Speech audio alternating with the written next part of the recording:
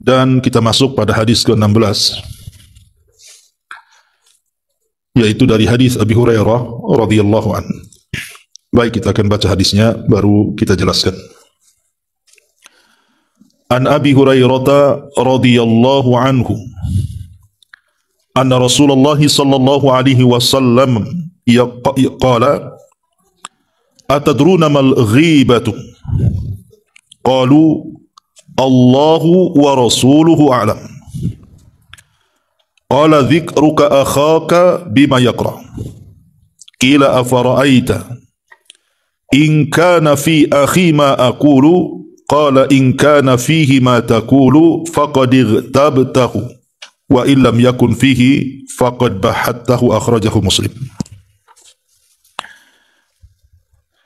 Dari Abu Hurairah radhiyallahu an, Nabi sallallahu alaihi wasallam bersabda, apakah kalian tahu apa yang dimaksud dengan ghibah itu? Para sahabat Nabi sallallahu alaihi wasallam kemudian menjawab, Allah dan Rasulnya yang jauh lebih tahu. Maka beliau alaihi salatu wassalam mengatakan, engkau menyebut saudara engkau dengan sesuatu yang ia benci. Lalu ada salah seorang sahabat bertanya, bagaimana jika yang saya sebutkan itu betul-betul ada pada saudaraku? Maka beliau menjawab, jika yang dikatakan itu ada padanya, berarti engkau sudah menggibahnya. Jikalau tidak ada, maka engkau sedang berdusta atas namanya. Hadis ini dikeluarkan oleh Imam Muslim. Baik. Riwayat ini menjelaskan kepada kita tentang bahaya dosa lisan. Di antara dosa lisan ini kan macam-macam tuh. Salah satunya yang paling bahaya adalah ghibah. Membicarakan saudaranya. Apalagi di zaman sekarang, zaman yang serba gosip di mana-mana, maka dosa ini paling laris. Bahkan bukan laris saja, laris manis lagi. Hampir semua orang bergosip dan berghibah. Celakanya dosa ghibah ini bukan dosa kecil, tapi dosa ghibah ini dosa besar. Kenapa dosa ghibah ini bukan dosa kecil tapi dosa besar? Karena ancaman dosa ghibah ini banyak sekali dalam Quran dan hadis-hadis Nabi sallallahu alaihi wasallam. Sebut saja Nabi sallallahu alaihi wasallam ketika ditanya soal seorang wanita yang rajin salat malam, rajin puasa sunnah, rajin bersedekah, tapi lisannya rajin berghibah kepada tetangganya. Maka Nabi sallallahu alaihi wasallam mengatakan, la khaira fiha hiya min ahlin nar. Wanita itu tidak punya kebaikan, bahkan wanita itu termasuk penduduk neraka. Di sini Nabi SAW mengancam dengan neraka orang-orang yang lisannya tidak bisa dijaga terhadap tetangganya, mungkin dengan gibahnya, namimahnya dan yang semacamnya. Bahkan nanti pada hari kiamat, Nabi SAW ketika menjelaskan tentang orang yang bangkrut di hadapan Allah, siapa mereka? Mereka adalah orang yang menghadap kepada Allah di satu sisi membawa pahala salat, puasa, zakat, sedekah dan yang lainnya. Di sisi yang lainnya dia membawa dosa. Dosa pernah menghina si fulan, menuduh si fulan, memakan harta fulan, menumpahkan darah fulan, memukul fulan dan lain sebagainya. Maka orang-orang yang menggibah dengan orang yang digibahi akan ditemukan tuh pada hari kiamat. Kemudian akan terjadi barter pahala dan dosa. Dan banyak lagi riwayat-riwayat yang menjelaskan tentang larangan keras orang itu melakukan ghibah. Ma'asyiral muslimat yang dimuliakan Allah Subhanahu wa taala.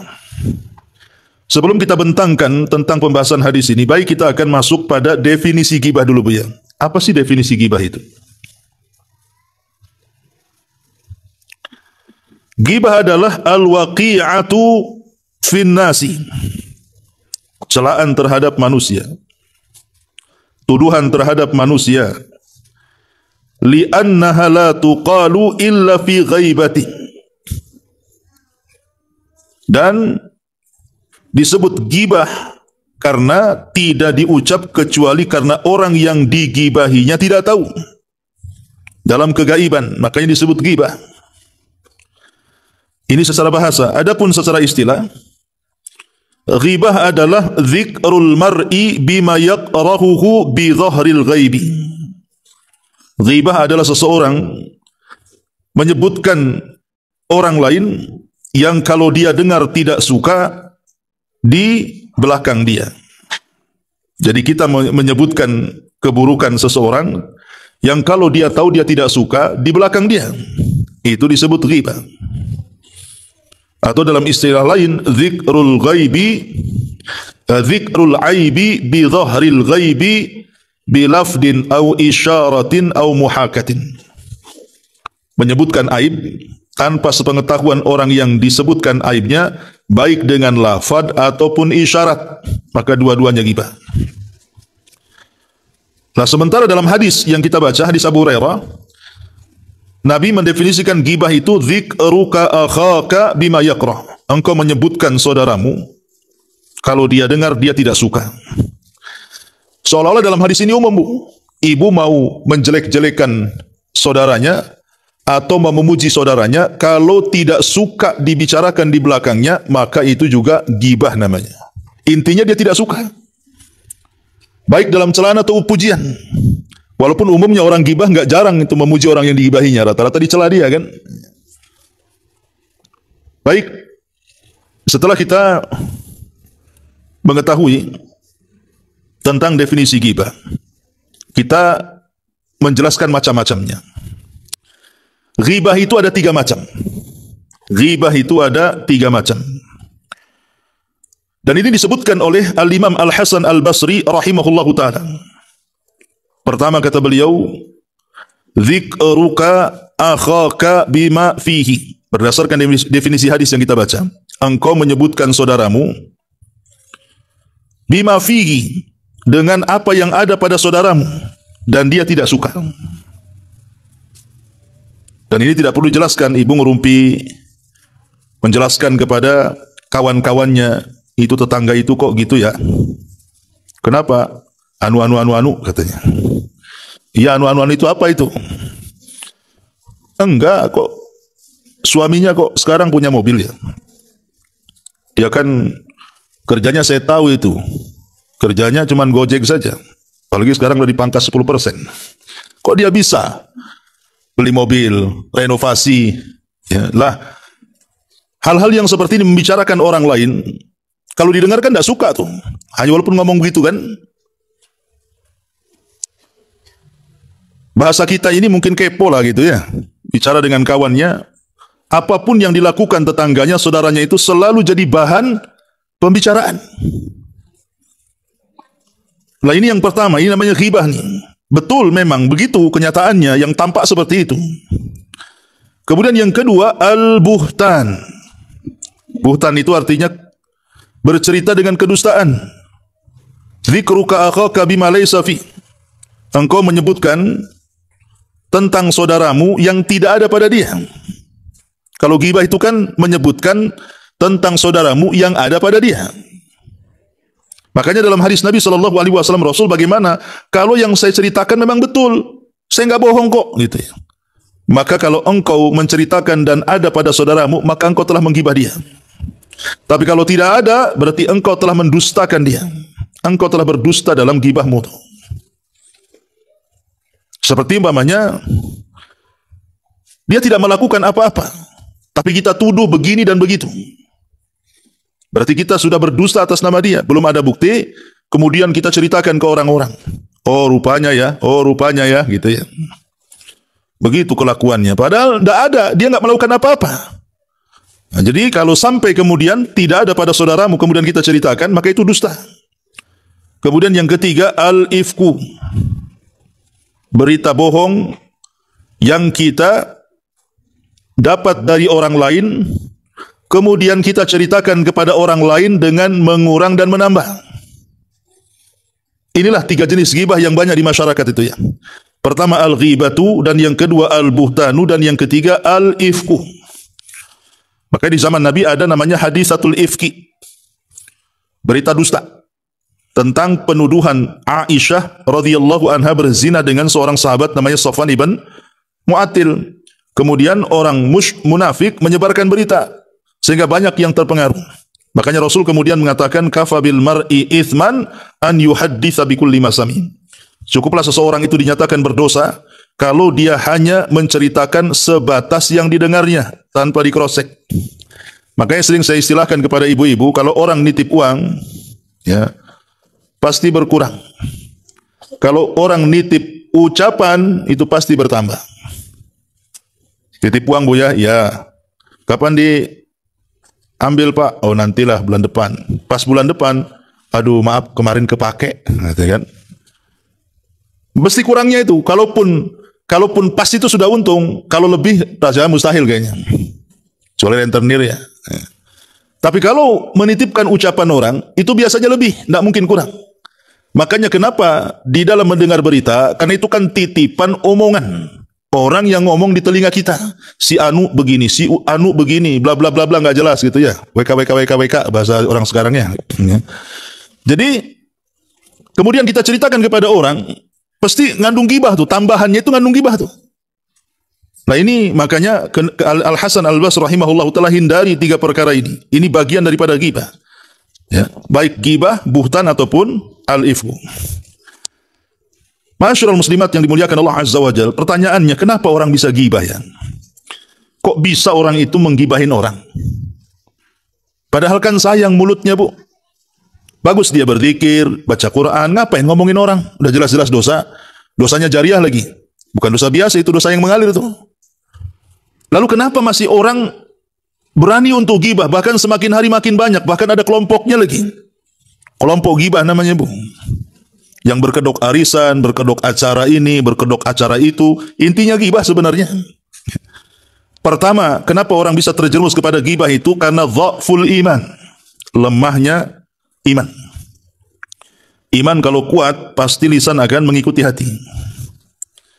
Yang kedua, berkawan dengan ahlus su', murafaqatu ahlis su'i wal ma'asi. Berteman dengan teman yang buruk dan ahli maksiat. Apalagi temannya memang ratu gibah Bu ya. Ah, ibu jadi wakilnya lah. Orang itu kan tergantung temannya Bu. Orangnya pendiam, tidak mau bicarakan orang. Tapi dapat kawan cerewet, suka bicarakan orang, itu ketularan Bu. Bukan COVID-19 saja ketularan itu.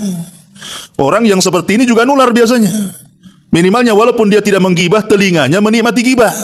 Awalnya telinga yang menikmati gibah, lama-lama lisannya ikut-ikutan tuh. Maka hindari teman-teman yang tidak baik, yang suka gibah, hindari. Yang ketiga al-hasadu, karena hasad.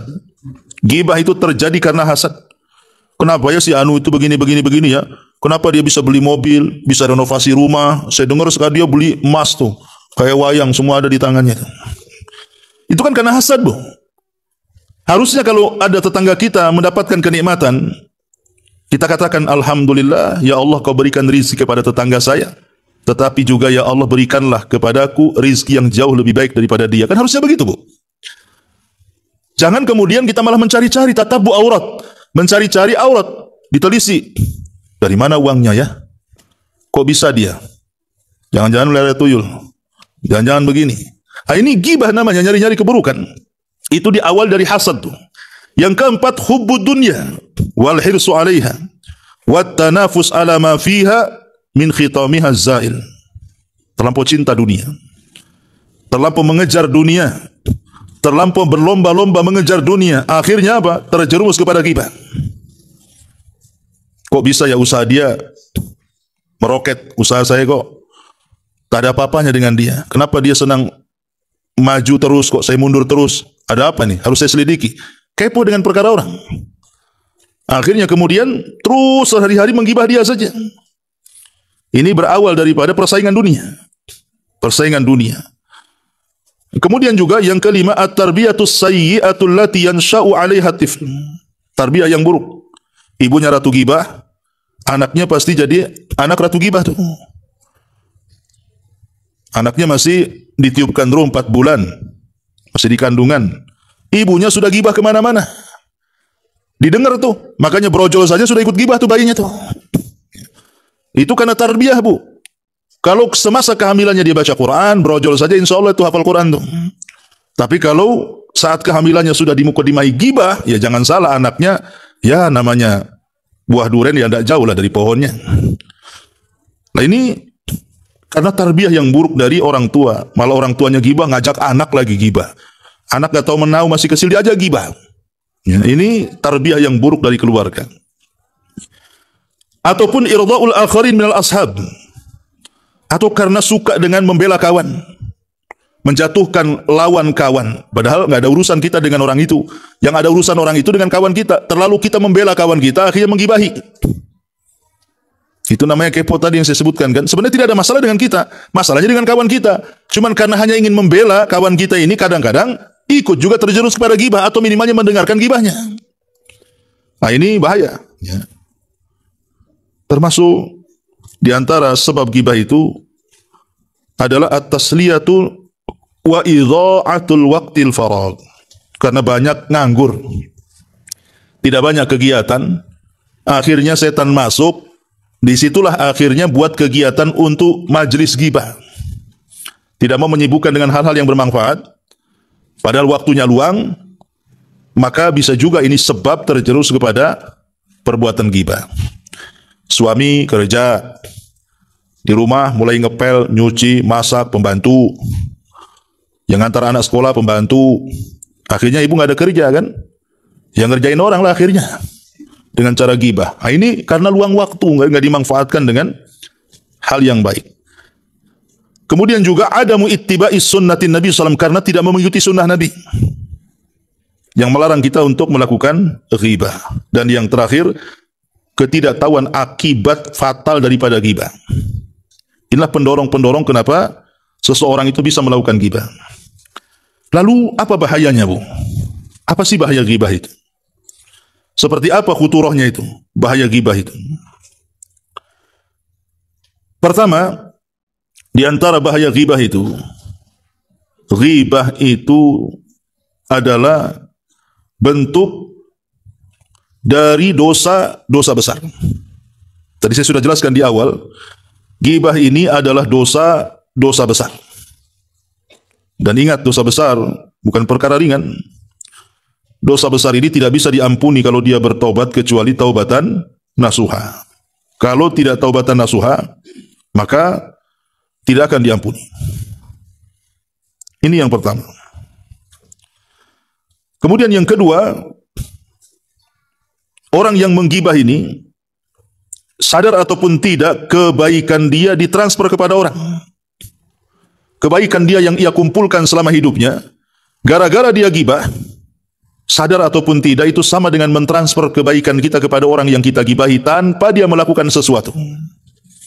Kan bahaya, Bu.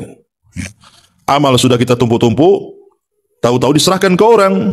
Ya, itu namanya amilatun nasibah tasla naron hamiyah. Lelah letih bekerja di dunia, ujung-ujungnya masuk neraka. Jadi habis amalannya. Kemudian yang ketiga, dia mendapatkan azab kubur dan siksa yang luar biasa. Karena ada hadis yang mengatakan, ketika Nabi SAW diperlihatkan azab kubur, maka Nabi SAW kemudian lewat di sebuah kuburan. Yang satu kesalahannya dia mengadu domba, yang satu kesalahannya karena dia menggibah. Kata Nabi SAW, innahuma la yu'adzabani wa ma yu'adzabani fi kabir. Sesungguhnya keduanya sedang diazab.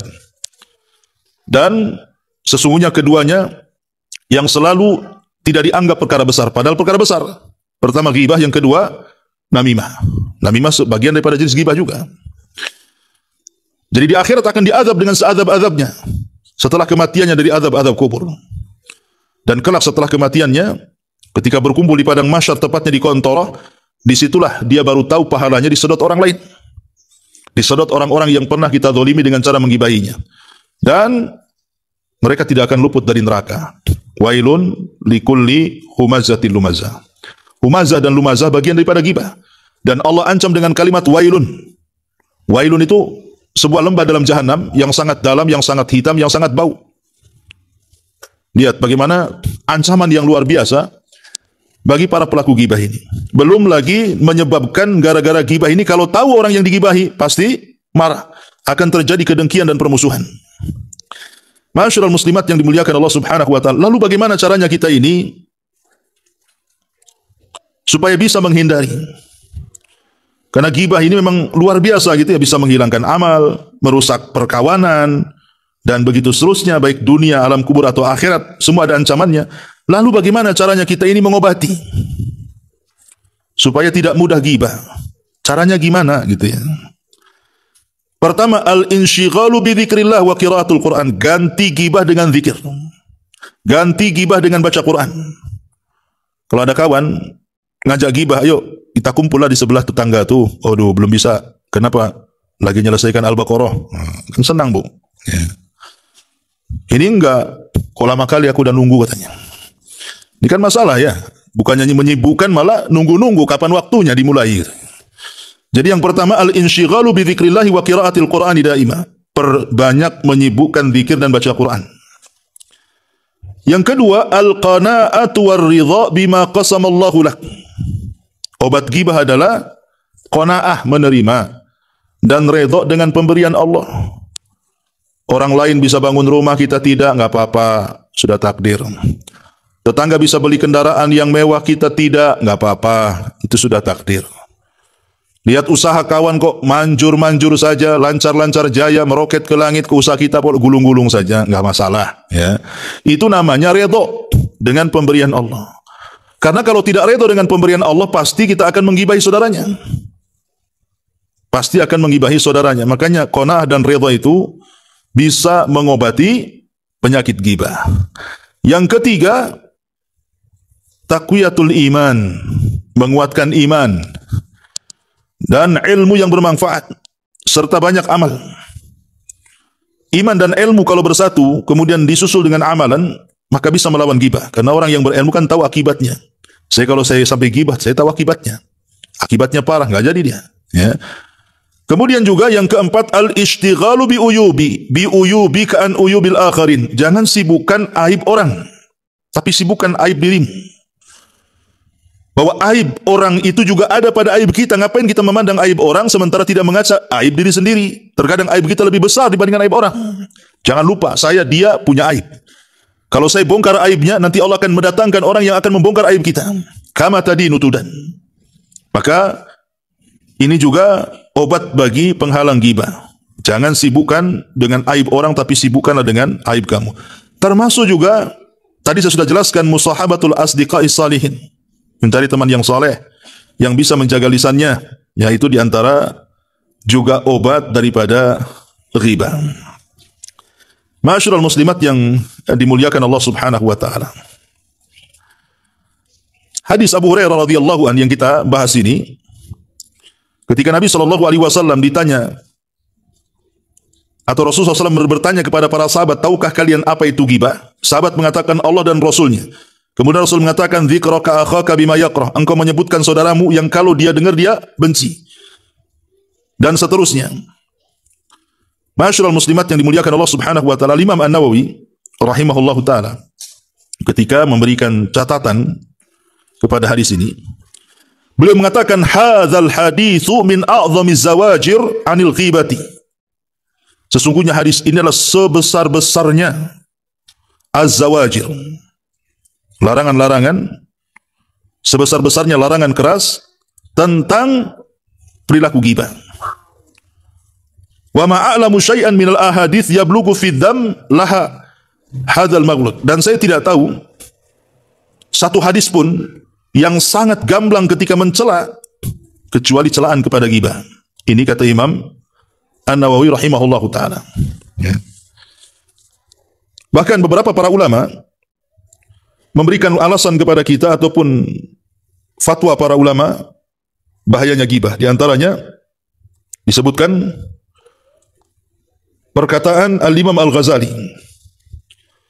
Kana as-sahabatu radhiyallahu anhum yatalaquna bi al-bushra wa la yaghtabuna indal ghaibati wa yarawna dzalika afdalul a'mal wa yarawna khilafahu 'adatal munafikin. Para sahabat, kata Imam Ghazali, mereka kalau saling berjumpa, mereka saling memberikan kabar gembira, bukan menggibah. Itu di zaman para sahabat. Jadi kalau berjumpa dengan kawannya, maka saling menghabar gembirakan sesuatu. Pamannya dia habis sembuh, ya dia bahagia dengan kesembuhannya. Dia habis bangun rumah, bahagia dengan dia bisa membangun rumah. Bahagia dengan membeli kendaraan, dia bahagia karena dia kawannya bisa membeli kendaraan, dan begitu seterusnya. Itulah para sahabat. Dan mereka menganggap itu seafdal-afdalnya amal. Saling memberikan kabar gembira kepada kawannya, memasukkan kesenangan kepada hatinya. Karena itu adalah seafdal-afdalnya amal. Persis seperti yang dikatakan Rasul, sururun tudkhiluhu ala qalbil muslim, kebahagiaan yang kau masukkan ke hati seorang muslim. Itulah seafdal-afdalnya amal.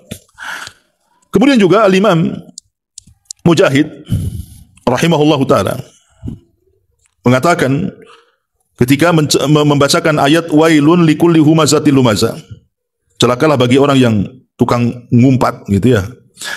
Dia mengatakan alladzi ya'kul luhuman nas wa lam zuttughyan. Mereka lah orang-orang yang suka memakan daging manusia. Karena hakikat ghibah itu kan kita memakan bangkai saudaranya. Dan mereka adalah orang-orang yang diancam dengan wail, neraka di dalam neraka, lembah di dalam neraka jahanam. Kemudian juga dikatakan oleh Umar bin Khattab radhiyallahu an. Beliau mengatakan alaikum bidzikrillah fa innahu shifaa'un wa iyyakum wa dzikran nas fa innahu daa'un. Wajib atas kalian berzikir kepada Allah karena zikir itu obat bagi kalian. Hati-hati kalian menyebutkan aib manusia, karena menyebutkan aib manusia adalah sebuah penyakit. Dan Abdullah ibn Abbas radhiyallahu anhu juga mengatakan, "Idza aradta an tadhkura uyuba sahibika fadhkur uyubak." Kalau engkau hendak menyebutkan aib-aib saudaramu, sebutkan dulu aibmu. Jadi sebelum kita menjelaskan, menceritakan, menggibah aib saudara kita, lihat aib sendiri. Jangan-jangan aib sendiri jauh lebih jelek dibandingkan aib orang yang kita gibahi. Begitu juga dijelaskan oleh Al-Hafidz Ibnu Katsir rahimahullahu taala, al-ghibatu muharramatun bil ijma' wa la yustasna min dzalik. Bahwa ghibah itu diharamkan secara kesepakatan para ulama, tidak terkecuali. Kecuali ada beberapa hal ghibah yang dibolehkan. Contohnya apa, Bu? Ghibah yang dibolehkan, karena kan tidak semua ghibah itu dilarang. Ada juga ghibah itu dibolehkan, karena hukum ghibah itu kan masuk kepada 3 hukum, Bu. Pertama ada ghibah yang haram, yang kedua ada ghibah yang wajib, yang ketiga ada ghibah yang mubah. Ghibah yang haram ya jelaslah, kita ini memfitnah orang, menceritakan keburukan orang, itu jelas haram hukumnya. Jelas haram, tak boleh ya. Kemudian ada ghibah yang wajib, seperti orang datang ke pengadilan atau orang datang ke dokter lah. Dia mau menceritakan penyakit istrinya, atau istri mau menceritakan penyakit suaminya. Kalau kita tidak menceritakan penyakitnya, mana dokter tahu? Datang ke rumah sakit, duduk diam saja. Kata dokter, apa penyakit suamimu? Diam. Kenapa diam? Takut gibah katanya. Nah ini gimana? Itu wajib ceritakan biar tahu dokter resepnya kan. Ya. Atau di mahkamah pengadilan orang bercerai, datang ke hakim. Orang yang bercerai pasti akan gibah satu dengan yang lain tuh. Saling membongkar aib di hadapannya atau di belakangnya. Ya hakim harus tahu masalahnya apa, nanti diputuskan. Ya. Nah, terkadang gibah itu wajib hukumnya, ataupun mubah. Ya, gibah itu bisa juga menjadi mubah, boleh-boleh dalam hal tertentu. Tapi di antara gibah yang dibolehkan oleh para ulama, pertama disebutkan oleh para ulama gibah yang dibolehkan itu kalau berkaitan dengan ta'rif. Berkaitan dengan ta'rif. Ta'rif itu artinya untuk mengenal seseorang. Kalau tidak disebutkan aibnya, orang nggak kenal. Pamannya contoh, ibu punya kawan. Siapa lah namanya? Bu Eta, Bu Eti itu siapa gitu ya. Lah kawan ibu itu orangnya pincang. Kemudian nyari alamatnya, rupanya di situ itu nama Eta banyak gitu ya. Pokoknya ada 10 orang. Kemudian ibu mengatakan, itu loh ibu eta yang pincang, gitu ya kan? Kan dia menyebutkan pincang, berarti kan aib dia disebutkan kan? Tapi kalau tidak disebutkan kalimat pincang sampai kiamat nggak ketemu tuh. Kalau untuk litarif maksudnya untuk supaya orang kenal, maka dibolehkan seseorang itu menggibah. Ya, karena memang kalau tidak disebutkan aibnya, nanti orang nggak tahu. Ini yang pertama. Yang kedua, ghibah untuk menjauhkan manusia dari orang jahat. Itu boleh. Ya, pokoknya di sini ada preman besar gitu ya. Tukang mabuk, narkoba, zina, macam-macam lah. Namanya preman. Kemudian kita ngomong sama anak kita, nak, jangan kau bergaul dengan si Anu. Nah, si Anu itu maksudnya preman. Si Anu itu jahat. Si Anu tukang pukul, si Anu ini hanya untuk menjauhkan dari dia. Ini kita kan sedang menjelek-jelekan dia gitu ya. Tapi demi kemaslahatan orang tidak sampai kemudian terkena keburukannya, maka nggak apa-apa. Untuk sebuah pendidikan. Supaya engkau jangan masuk ke dia. Jadi anak buahnya. Ya. Nah, ini juga boleh. Yang ketiga, az-zulmu ilal qadhi. Jadi at-tazallum ilal qadhi. Merasa dizalimi, kemudian datang ke hakim. Kemudian menceritakan orang-orang yang menjahati dia. Maka itu boleh. Ya. Kemudian yang keempat, al-istifta, meminta fatwa. Boleh meminta fatwa. Ustaz, ada waktu enggak? Ada. Boleh enggak saya telepon? Boleh. Pas ditelepon, ya ada apa om? Ada apa? Akhi, umpamanya. Ini urusan rumah tangga saya. Ustaz bisa dengerin ya, umpamanya kan? Kan dia minta fatwa, Bu. Setelah otomatis kan Ustaz pun harus tahu masalahnya, kemudian baru diputuskan. Tapi kan diceritakan aibnya. Terkadang harus ceritakan aibnya, baru kemudian bisa diputuskan apa langkahnya. Nah itu juga boleh, karena untuk istifta meminta fatwa. Ya. Ataupun al-isti'anah ala taghyir munkar. Al-isti'anah meminta pertolongan untuk mencegah kemungkaran. Ada orang jahat, ngamuk-ngamuk. Kita datang ke RT, PRT. Ya ada apa? Itu loh si Anu itu lagi buat jahat. Itu kan lagi gibah sebenarnya itu. Kan dia nggak tahu. Kita laporkan ke RT. Maka kalau untuk merubah kemungkaran, mencegah kemungkaran, maka dibolehkan gibah itu. Ini diantara hal-hal yang dibolehkan seseorang melakukan ghibah. Intinya bahwa ghibah ini perkara yang bahaya. Perkara yang bahaya sekali. Maka jangan sampai kemudian kita ini menggunakan waktu-waktu kita itu hanya untuk membicarakan tanpa sadar. Akhirnya kemudian pahala kita habis dengan ghibah. Dan ingat bahwa syarat tobatnya orang yang berghibah, pertama dia harus berhenti dari ghibahnya. Yang kedua dia menyesal kenapa dia menggibah. Yang ketiga berjanji untuk tidak kembali ke ghibah. Dan yang keempat, orang-orang yang pernah kita gibahi kita datangi, kita minta maaf supaya mereka mau memaafkan kita. Jadi ini 4 cara tobat dari ghibah. Berhenti, jangan ngomong lagi. Kedua, nyesal kenapa harus ngomong. Ketiga, berjanji untuk tidak ngomong. Dan datang kepada orang yang pernah kita bicarakan, kita gibahi, kita omongi, minta maaf mereka. Ya.